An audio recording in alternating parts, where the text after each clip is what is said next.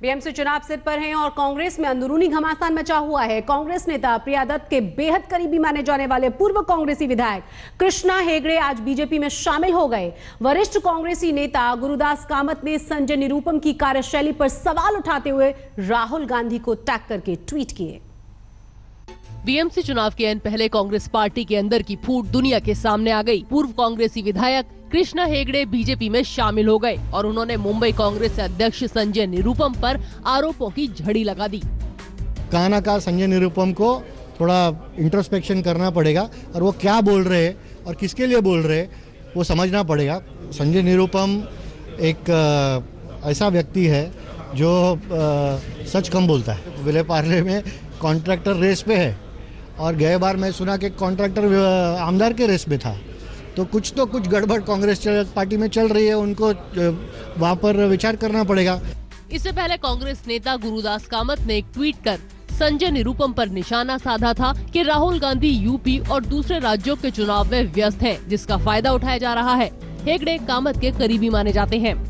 परम आदरणीय हेगड़े जी, जब मैं मुंबई कांग्रेस की कमेटी बना रहा था तो मैंने सामने से उनको फोन किया कि कमेटी फॉर्म कर रहा हूं, मैं चाहता हूं कि आप मुंबई एमआरसीसी कमेटी में आएं।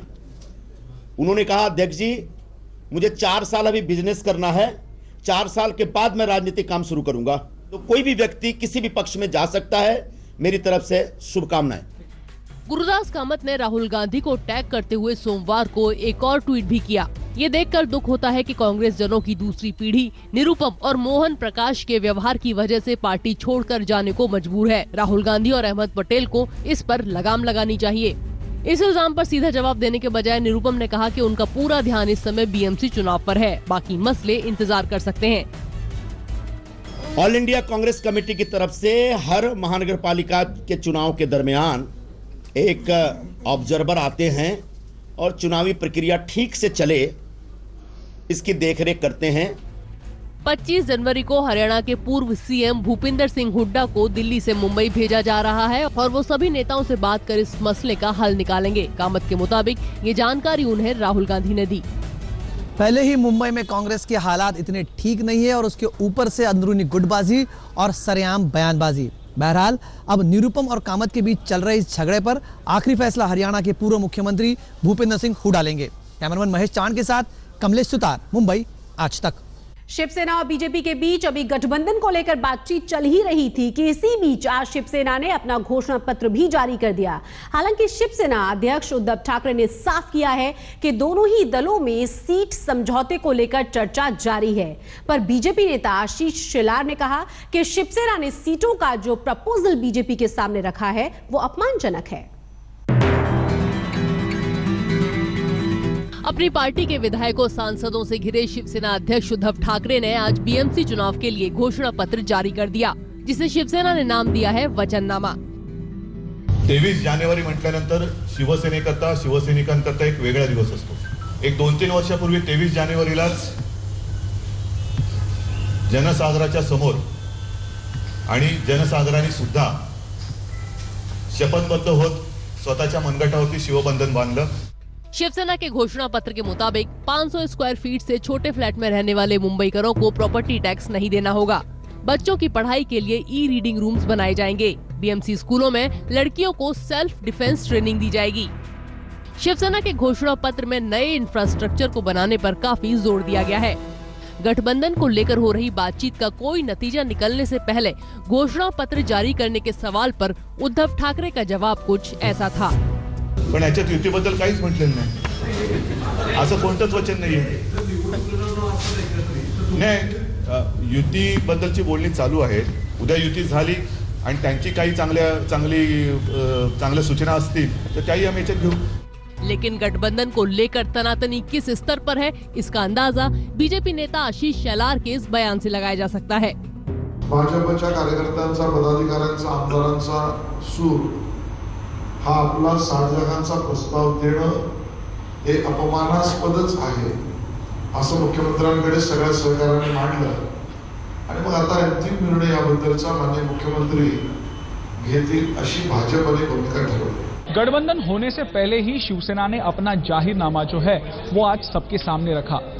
इसका मतलब सीधे तौर पे ये है कि कहीं ना कहीं शिवसेना भाजपा को एक इंडिकेशन देना चाहती है कि अगर दोनों पक्षों का गठबंधन नहीं होता है तो शिवसेना बीएमसी चुनाव जो है वो अपने बलबूते पे ही लड़ेगी। कैमरा पर्सन स्वप्निल के साथ मयूरेश गणपति, मुंबई, आज तक। नमस्कार, आप देख रहे हैं आज तक और मैं हूं शशि तुषार शर्मा। 2014 में सुप्रीम कोर्ट ने जल्लीकट्टू के साथ महाराष्ट्र की बैलगाड़ी रेस पर भी बैन लगा दिया था। अब शिवसेना मांग कर रही है कि महाराष्ट्र सरकार भी तमिलनाडु सरकार की ही तरह अध्यादेश लाए और फिर से राज्य में बैलगाड़ियों की दौड़ शुरू कराए।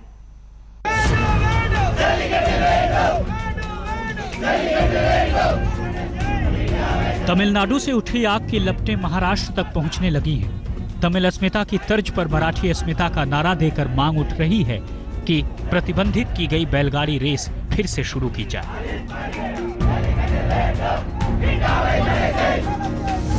सामाजिक संगठनों से लेकर नेताओं तक यही मांग की जा रही है कि जिस तरह तमिलनाडु सरकार जल्लीकट्टू के लिए अध्यादेश लेकर आई, उसी तरह फडणवीस सरकार भी अध्यादेश लाए और केंद्र इसे मंजूर करे।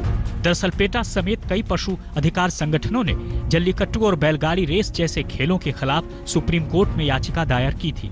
इस पर सुनवाई के बाद 2014 में सुप्रीम कोर्ट ने जल्लीकट्टू और महाराष्ट्र की बैलगाड़ी रेस पर प्रतिबंध लगा दिया था। जल्लीकट्टू को लेकर तमिलनाडु के हालात सबके सामने हैं। फडणवीस सरकार इससे सबक लेकर चले तो पूरे राज्य के लिए बेहतर होगा। आज तक ब्यूरो। क्राइम ब्रांच ने एक ऐसे गिरोह का पर्दाफाश किया है जो बड़े बिजनेसमैन और दुकानदारों को चूना लगाया करते थे, उनसे लाखों रुपए लेकर नकली सोना देकर फरार हो जाया करते थे।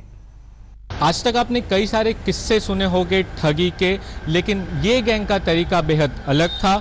इन्होंने पढ़े लिखे बिजनेसमैन को टारगेट किया पुरातन जमाने के सिक्के बेचने के बहाने, और इसमें ये कामयाब भी हुए।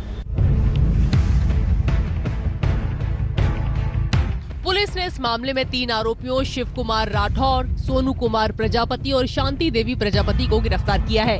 ये लोग गरीब किसान का भेष बनाकर अमीर व्यापारियों से मिलते थे और उन्हें बताते थे कि यूपी में अपने खेत में उन्हें गड़ा हुआ खजाना मिला है। फिर एक असली का सिक्का दिखाकर व्यापारी से डील कर लेते थे, लाखों रुपए उनसे लेकर और नकली ज्वेलरी देकर फरार हो जाते थे। क्राइम ब्रांच यूनिट 9 के सीनियर पीआई महेश देसाई को टिप मिली थी कि आरोपी बांद्रा इलाके में एक वारदात के लिए आने वाले हैं।